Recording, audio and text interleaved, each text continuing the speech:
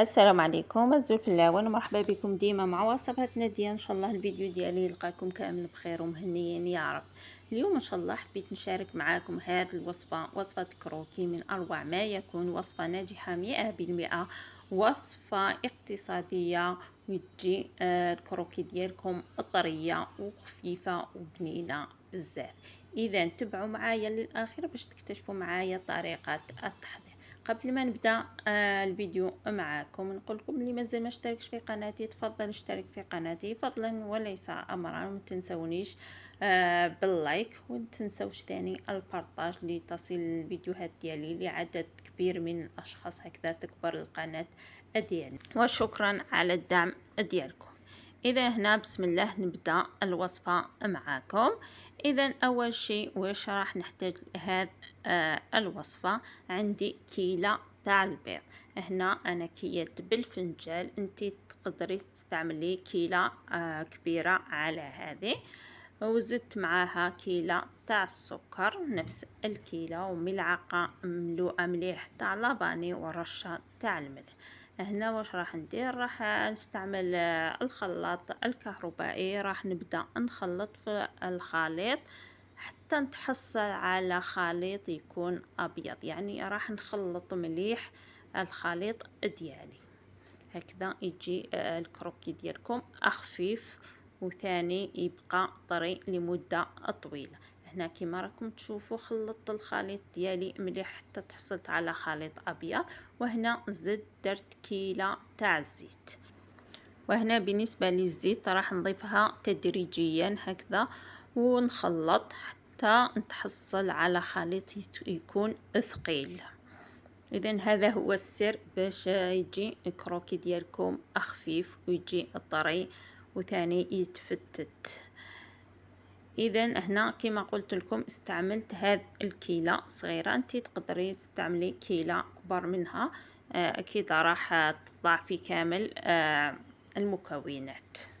اذا نخلط هكذا حتى نتحصل على خليط يكون ثقيل. وهنا راح نضيف ملعقة جلجلان محمص، ونضيف ثاني كيلة نشا ولا مايزينا هكذا، ونبدا نخلط ثاني حتى نتحصل على خليط متجانس. وفي الاخير راح نضيف الفارينة. اذا هنا بالنسبة للفارينة الكل راح تديني حوالي من 4 كيلات حتى 5 كيلات. هنا ضفت 3 كيلات تاع الفارينة، وضفت كيس ونصف خميرة كيميائية، وراح نبدا ندخل في الفارينة ديالي في الخليط هكذا. والكاس الرابع راح نضيفه تدريجيا بهذه الطريقة، وراح نضيف ثاني الكاس الخامس اذا ما كفانيش الكاس الرابع. اذا هكذا حتى نتحصل على عجينة تكون طرية هكذا، تجي متماسكة وتجي طرية في نفس الوقت. ما لازمش يجي العجينة ديالكم تجي يبسة بزاف. اذا هنا ما تعجنوش العجينة ديالكم، لموها غير باليد. اذا تبعتوا هذه الطريقة اكيد راح تحصلوا على كروكي يجي طري وهشيش ويجي ثاني يذوب في الفم. اذا هنا بعد ما جمعت كامل العجينة ديالي هنا قسمتها هكذا على 3 كريات. هنا استعملت شوية زيت في اليدين هكذا باش ما تلاصقش في يديا، وبديت نشكل الكروكي ديالي هكذا على شكل حربوش. وراح ندير الكروكي ديالي في الصينية عليه ورق الطهي هذه الطريقة، وراح نبسط كامل الكروكي ديالي غير باليد بهذه الطريقة، اعطيهم برك الشكل تاع كروكي. اذا هذه الوصفة راح تحضريها هكذا بسرعة، يعني ما تديش الوقت، تحضريها ليه مليحة هكذا تشربوا بها قهوة تاع الصباح ولا تاع العشية، تجي خفيفة واكيد راح يحبوها كامل افراد العائلة. اذا هنا راح نبسط كامل الكروكي ديالي هكذا غير باليد، راح نعطيهم الشكل تاع كروكي. من جهة واحدة اخرى راني شعلة الفور ديالي على 180 درجة باش يسخن. راح نطيب الكروكي ديالي من تحت كي نشوف الكروكي ديالي طاب من التحت راح نشعل من الفوق حتى يتحمر الكروكي ديالي. وهنا جبت صفر البيض مع شوية حليب ولافاني. هنا راح نطلي كامل الكروكي ديالي باش يتحمروا مليح من الفوق، يجو الشكل ديالهم شباب بهذه الطريقة. راح نزينهم هكذا غير بالخطوط بالفرشيطة برك من الفوق، يعني وصفة سهلة وخفيفة.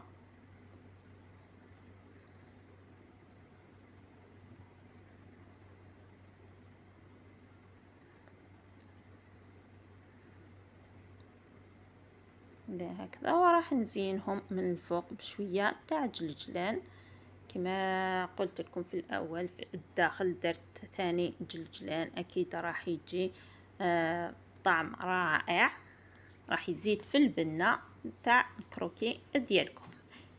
اذا راح ندخلهم للفرن ونشوفوهم فيما بعد مع بعض على طاولة التقديم. هادو هما اذا الكروكي ديالي بعد ما طاب، شوفوهم كيفاش تحمروا من الفوق، جو روعة، واحدة الرائحة راهي تشهي. اذا هنا غير نحيتهم من الفور، راني بديت نقطع فيهم هكذا على شكل كروكي.